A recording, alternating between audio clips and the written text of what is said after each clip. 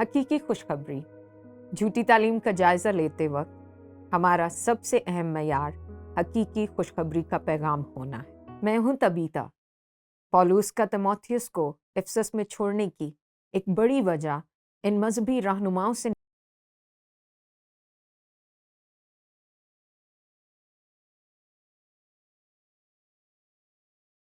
वो यकीनी तौर पर कानून का गलत इस्तेमाल कर रहे थे। लिहाजा हम जानते हैं कि उनका पस मंज़र यहूदी था। कुछ मामलात में वो शायद मसीह के पैरोकार बनने से पहले पौलुस रसूल की तरह थे, और यूं पौलुस ने फौरन इस मसले को हल किया। तीमुथियुस को इसका सामना करना पड़ा। मैं इसे झूठी तालीम कहता हूँ, आयत 8 के आगाज में।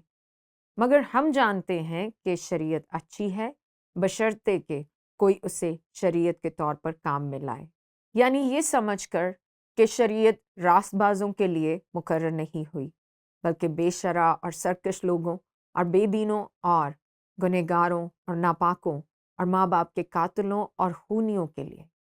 ये एक संगीन जुर्म है, और हरामकारों और लौंडेबाजों और पर्दा फरोशों और झूठों और झूठी कसम खाने वालों और इनके सिवा सही तालीम के और बरखिलाफ काम करने वालों के वास्ते है। ये खुदाए मुबारक के जलाल की उस खुशखबरी के मुआफिक है जो मेरे सुपुर्द हुई। दूसरे लफ्ज़ों में पौलुस यहाँ फिक्रमंद है कि ये लोग जो कुछ सिखा रहे थे वो यीशु मसीह की हकीकी खुशखबरी के मुताबिक नहीं था। ये उस पैगाम से ज़रा भी मुताबिकत नहीं रखता था। और यकीनन यहाँ जो सवाल उठाया जाता है वो ये है, हकीकी खुशखबरी का पैगाम क्या है? ठीक है, पौलुस कुछ दिलचस्प करता है। वो एक रबी के तौर पर अपनी गवाही देता है जो मसीहियों से नफरत करता था, और यहाँ वो क्या कहता है? मैं अपने ताकत बख्शने वाले खुदावंद मसीह यीशु का शुक्र करता हूँ कि उसने मुझे दयानतदार समझकर अपनी खिदमत के लिए मुकर्रर किया। अगरचे मैं पहले कुफ्र बकने वाला और सताने वाला और बेइज्जत करने वाला था। खुलासा ये है कि वो तीमुथियुस से क्या कह रहा है। मैं इन लोगों को समझता हूँ क्योंकि मैं कभी झूठा उस्ताद था। मैंने शरीयत का गलत इस्तेमाल किया। जो मैंने सिखाया वो एक बार भी यीशु मसीह की खुशखबरी के मुताबिक नहीं था। वो अपनी गवाही दे रहा है कि मैं जानता हूँ कि वो कहाँ से आ रहे हैं, क्योंकि मैं भी उनमें से एक था। लेकिन खुदा का शुक्र है कि उसने यीशु मसीह की खुशखबरी के बाइस मुझ पर रहम किया। वो जारी रखते हुए कहता है, तो भी मुझ पर रहम हुआ, और इस वास्ते मैंने बेईमानी की हालत में नादानी से ये काम किए थे, और हमारे खुदावंद का फजल उस ईमान और मोहब्बत के साथ जो मसीह यीशु में है बहुत ज़्यादा हुआ। अब मुझे आपकी याद को ताज़ा करना है। पौलुस ने 4 खतूत लिखे जब वो कैद में था। वो कैद में नहीं था जब उसने उस वक्त तीमुथियुस को लिखा। वो जेल से बाहर है, लेकिन आपको वो खत याद हैं जो उसने जेल में रहते हुए लिखे थे? उसने एक फिलिपियों को लिखा, एक इफिसियों को लिखा, एक कुलसियों को और एक फिलेमोन को लिखा।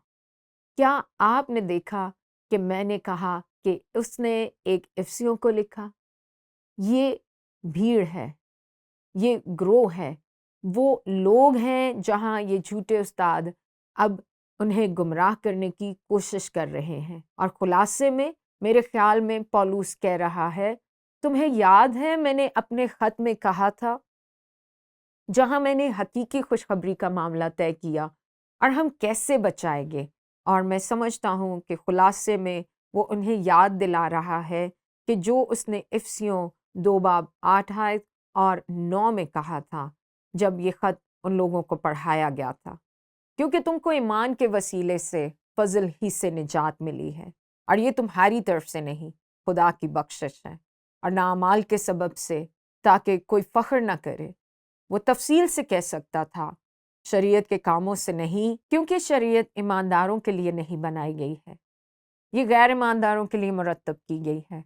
और ये लोग शरीयत का गलत इस्तेमाल कर रहे हैं और लोगों को उलझा रहे हैं। लेकिन पौलुस फिर अपनी गवाही जारी रखता है और कहता है, ये बात सच और हर तरह से कबूल करने के लायक है कि मसीह यीशु गुनहगारों को निजात देने के लिए दुनिया में आया, जिसमें सबसे बड़ा मैं हूँ।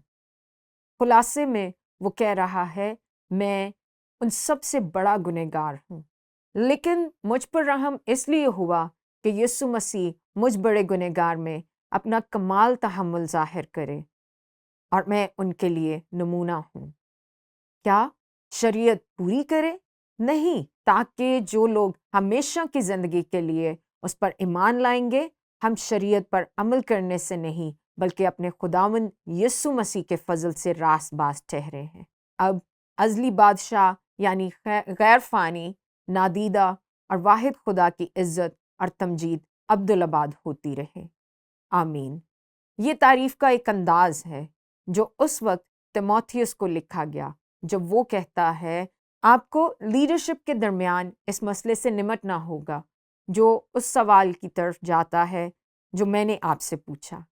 पौलुस ने तिमोथियस के नाम अपने ख़त में इस मकाम पर अपने निजात के तजर्बे को क्यों बयान किया? अब इस मकाम पर मैं गौर ख्वास कर रही हूँ, लेकिन मुझे लगता है कि मेरे पास कुछ अच्छा मवाद है जिस पर कम से कम इस खास सूरत हाल पर गौर करना है। आपने देखा कि पौलुस जानता था। ठीक है, सबसे पहले मुझे लगता है कि वो अपने रसूली इख्तियार का मुजाहरा कर रहा है।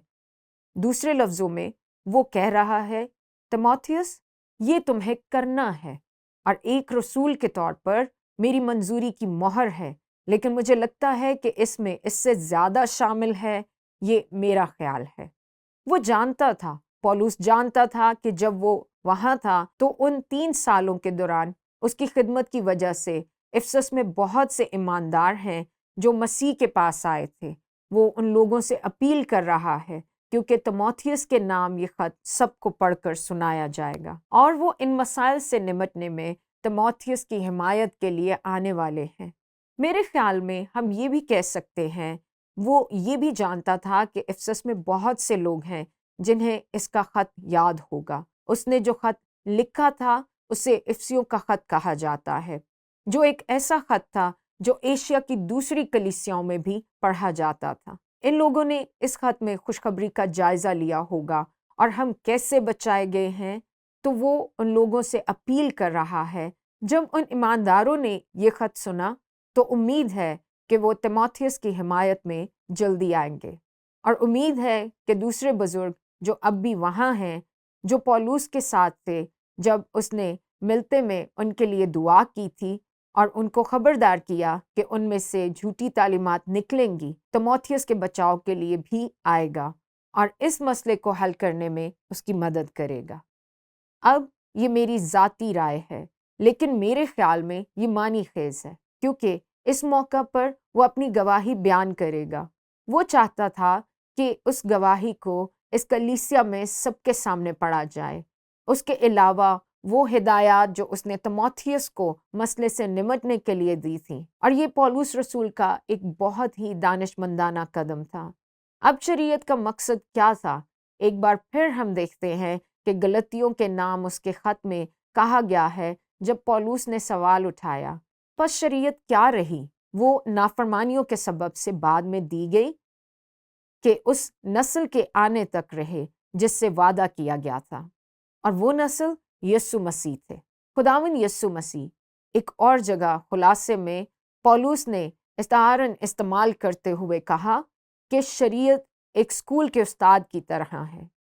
जैसा कि ये था, हमें इस हकीकत से आगाह करने के लिए कि हमें एक निजात दहिंदा की ज़रूरत है, ये जाहिर करने के लिए कि हमने शरीयत की खिलाफ वर्जी की है। लेकिन शरीयत की खिलाफ वर्जी करते हुए यहाँ एक नई शरीयत है, मसीह यस्सु में रूह की ज़िंदगी की शरीयत, ईमान के ज़रिए।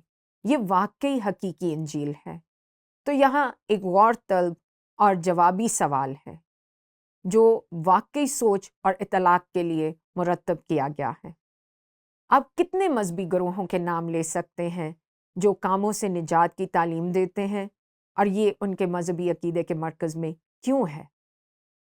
एक लम्हे के लिए सोचें, तमाम मजहबी तहरीकों के बारे में सोचें। मैंने तकाबली मज़ाहिब में एक कोर्स किया है। दुनिया भर में एक भी मजहबी ग्रोह वो ऐसा नहीं جو کاموں سے نجات کی تعلیم نہ دیتا ہو۔ وہ سب نجات کی تعلیم دیتے ہیں، اگر نجات ہے تو کام کی کسی نہ کسی شکل سے۔ مسیحت میں تمام فرقوں اور ISMS کے بارے میں بھی سوچیں۔ یہ وہ گروہ ہیں جو مسیح کی الوہیت پر یقین نہیں رکھتے اور وہ تثلیث اور ان بنیادی سچائیوں پر یقین نہیں رکھتے۔ میں اس بارے میں سوچ بھی نہیں سکتی جو کاموں سے نجات کی تعلیم نہیں دیتے۔ تو اس کا پولس کے خیال سے کیا تعلق ہے؟ ٹھیک ہے، میں سمجھتی ہوں کہ یہاں ایک بڑا مقصد ہے کہ جھوٹے اساتذہ اپنے لیے متحرک ہے، اور اگر آپ تقابلی مذاہب کا مطالعہ کرتے ہیں اور آپ فرقوں کا مطالعہ کرتے ہیں، آپ دیکھیں گے کہ ایسے لوگ جو جھوٹی تعلیم کے ساتھ یہ گروہ بناتے ہیں، اپنے آپ کو جلال دینے اور مسیح یسوع کی پیروی کرنے کے بجائے ان کی پیروی کرنے کے لیے، اور یہ سب کچھ اس کی طرف جاتا ہے جو افسس میں ہوا تھا، اور اسی وجہ سے تیموتھیوس ان سے نمٹ رہا ہے۔